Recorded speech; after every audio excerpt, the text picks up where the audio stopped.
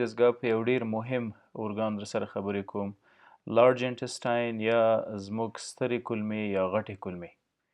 ښه، لارج انټسټاین یا زموږ غټې کولمې یا لارج باولز په بالغ انسانانو کې تقریبا 1.5 متره یا 1.5 متر طول لري. ښه، په هضمي دستګاه کې د خولې او حلقوم نه راښکته مرۍ ده، مرۍ یا اسافیګس. دا یو عضلاتي ټیوب ده چې د خپلو مخصوصو مارپیچو حرکاتو په واسطه ژول شوي خواړه چې بولس نومیږي را انتقالوي معدې ته. سټمک یا معده. معده هم بولس اخلي په خپلو حرکاتو یا انټرال موټیلیټي یا ټرایټوریشن په واسطه او د خپلو ترشحاتو په واسطه هضموي او په کایم یې بدلوي. کایم هم بالاخره کوچنیو کولمو ته له دې سفنکټره کوچنیو کولمو ته راننوځي. په کوچنیو کولمو کې دا زموږ کوچنۍ کولمې دي، سمال انټسټاینز، او کوچنۍ کولمې بالاخره دلته د غټو کولمو سره یوځای کیږي. زموږ لارج انټسټاین یا غټې کولمې په څو مختلفو برخو ویشل شوي دي. لارج انټسټاین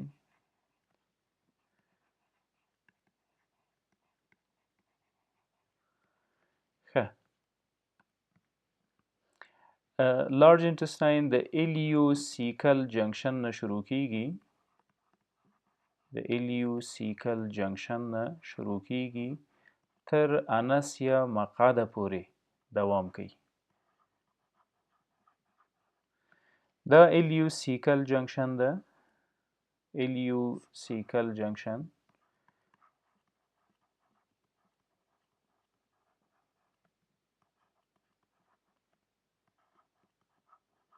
ایلیوسیکل جنکشن له دې ځایه غټې کولمې شروع کیږي. تر ټولو کوچنۍ او لاندنۍ برخه یې اپنډکس نومیږي. اپنډکس لومړۍ برخه د سترو کولمو د سیکم په نامه یادیږي. سیکم د اپنډکس سره وصل ده. له سیکم پورته ساحه د کولون په نامه یادیږي.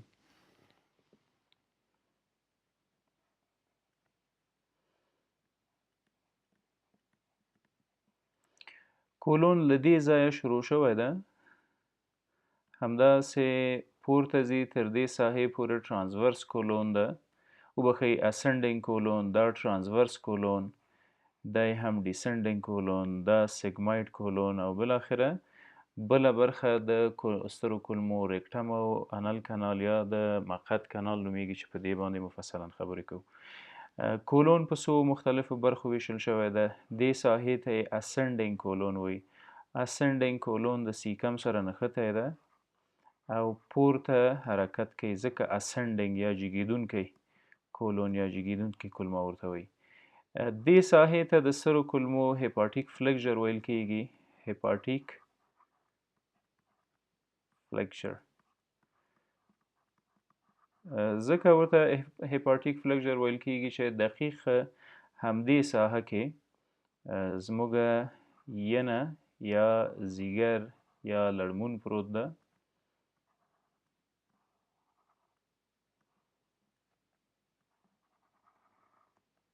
داسې دلته هم د صفرا کیسه ده او دا خپل بلري چینلز دي. دې ساحې ته د سترو کولمو ټرانسورس کولون ویل کیږي. ټرانسورس کولون هغه چې په افقي ډول په نس کې پروت ده. ټرانسورس کولون. ښه، د ټرانسورس کولون نه لاندې ډیسنډینګ کولون ده.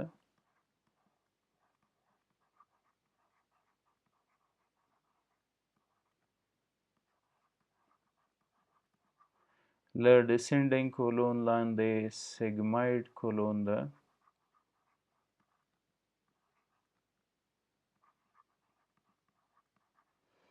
له سیګماید لاندې ریکټم چیرته چې ډکې میتیازې یا غایطه مواد ذخیره کیږي دا هم انل کانال یا د مقعد کانال ده او دا هم بالاخره د سترو کولمو تر ټولو آخري برخه مقعد یا انس له مقعد تر الیوسیکل جنکشن یا تر دې ساحې پورې ټول لینت یا ټول طول د غټو کولمو په بالغو انسانانو کې 1.5 متر ده د کولمو یو سلسله ډېر مهم وظایف موجود دي چې په هغو مفصلا خبرې کوو زموږ سترې کولمې په جذب کې په هضم کې په ترانسپورت کې د غایطه موادو ډېر مهم رول لوبوي دغه ساحه د سترو کولمو اخلو زوم کوي او سټرکچر په مایکروسکوپ کې ګورو چې څه ډول یو ساختمان لري د کولمو دغه ساحه که راواخلو او زوم یې کو نو د کولمو دیوال درې مختلفې پردې لري لومړنۍ پردې ته میکوزا وایي په میکوزا کې میکوزل حجرات دي یا اپیتیلیل سلز دي معمولا سمپل کلمنر اپیتیلیم په ټوله هاضمه جهاز کې خصوصا په کولمو او معده کې موجود ده په مرۍ کې بیا سټراتیفاید سکوامس او کالمنر اپیتیلیمز دي چې په هغو په تیرو لکچرونو کې غږېدلي وو دا د کولمو د دیوال لومړنۍ یا داخلي پرده ده ښه دا ساحه مو زوم کړله لومړۍ پرده یې د میکوزا په نامه یادیږي میکوزا ښه په میکوزا کې اپیتیلیم موجود ده په اپیتیلیم کې اپیتیلیل سلز او ګلنډز یا ګلنډز اف لیبرکونز دي چې هغه بیا خپل مخصوص ترشحات لري د میکوزا شاته چې کومه بله پرده ده د عضلاتو دې ته سب میکوزا وایي په سب میکوزا کې د وینې رګونه همدا رقم د اعصابو حجرات نیورو ترانسمیټرز ټول لیدل کیږي دویمې حجرې دویمې لایې ته یا دویمې پردې ته سب میکوزا وایي د غټو کولمو د دیوال په مایکروسکوپ کې وګورو لومړنۍ پرده میکوزا او دویمه پرده سب میوکوزا ده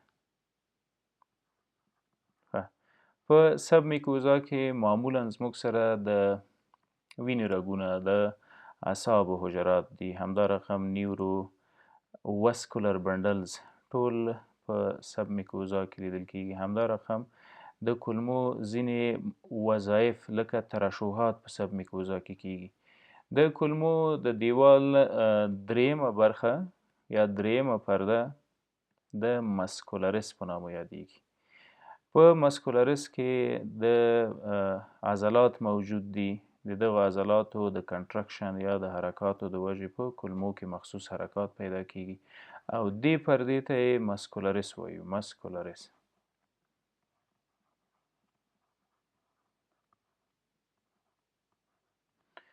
ښه مسکولرس دوه برخې لري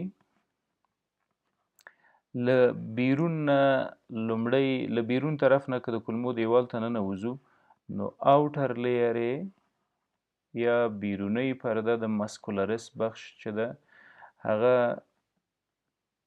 لانګیچوډینل ده لانګیچوډینل څه معنا په اوږدو باندې پرته ده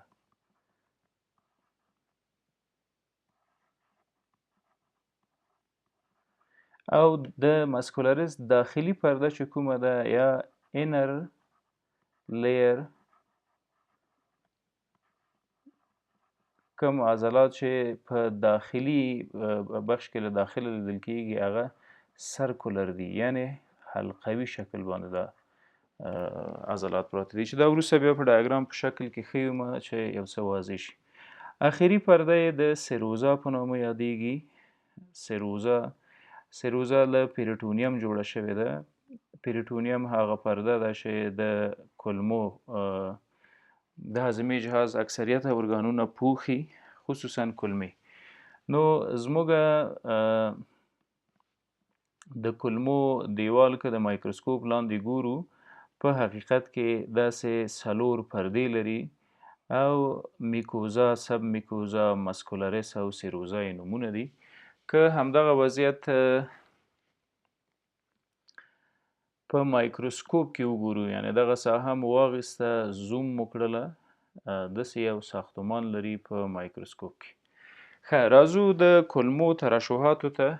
کولمې خصوصا سترې کولمې زموږ په وجود کې ډېر مهمه ترشحات لري چې هغه ته انټسټینل جوس هم ویل کېږي، انټسټینل سیکریشن یا انټسټینل جوس. انټسټینل سیکریشن.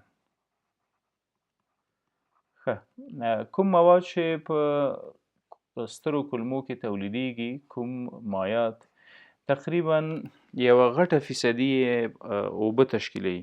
یعنې هغه کوم ترشحات چې د سترو کولمو د اپیتیلیم د حجراتو نه کېږي، تقریبا 0.5% یې جامد دي، یعنې 0.5% ترشحات په کولمو کې جامد دي، متبقي 99.5% اوبه تولیدیږي په سترو کولمو کې. واټر یا اوبه. دغه جامد مواد په سترو کولمو کې په دوو برخو ویشو، یا عضوي مواد دي ارګانیک، یا هم غیر عضوي مواد دي ان ارګانیک. په غیر عضوي موادو کې چې په کولمو کې ترشح کیږي، ډیر مهمه منرالونه پکې دي، لکه سوډیم، دا یې سمبول د Na، لکه پوټاسیم، همدا رقم بل آیان لکه کلوراید، همدا رقم بایکاربونیت، فاسفیډ، او د دې ترڅنګ د سلفیټ په نامه مواد، سلفر کمپاونډز یا سلفیټس، دا هغه ارګانیک یا غیر عضوي مواد دي چې د کولمو په واسطه باندې ترشح کیږي. راځو د کولمو غیر عضوي عضوي ترشحاتو ته چې کوم دي او څه نومونه لري. په عضوي موادو کې چې له کولمو نه ترشح کیږي، تر ټولو مهمه د سترو کولمو نه ترشح شوی مواد یو پروټین ده چې البومین نومیږي، او دا د مایعاتو تعادل زموږ په وجود کې ساتي. بل پروټین چې د ګلوبولین په نامه یادیږي،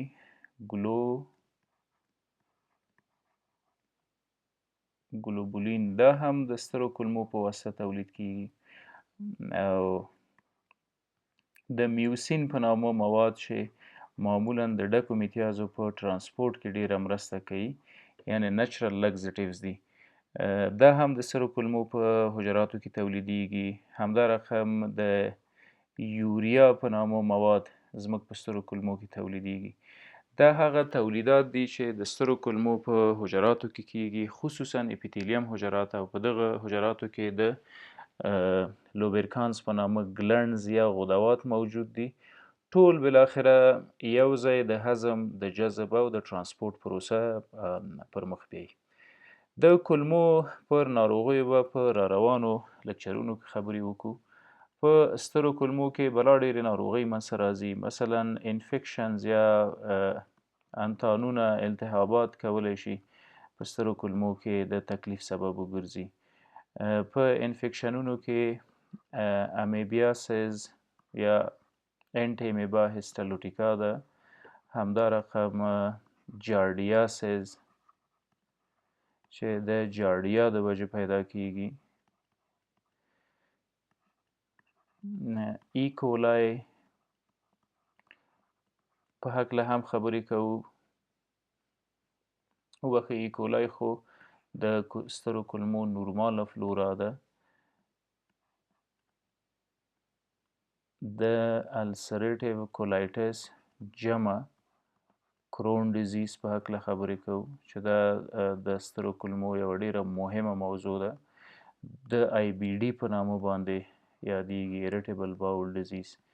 IBS یا Irritable Bowel Syndrome او تفکیک له IBD سره او بالاخره د انورکتل کارسینوما په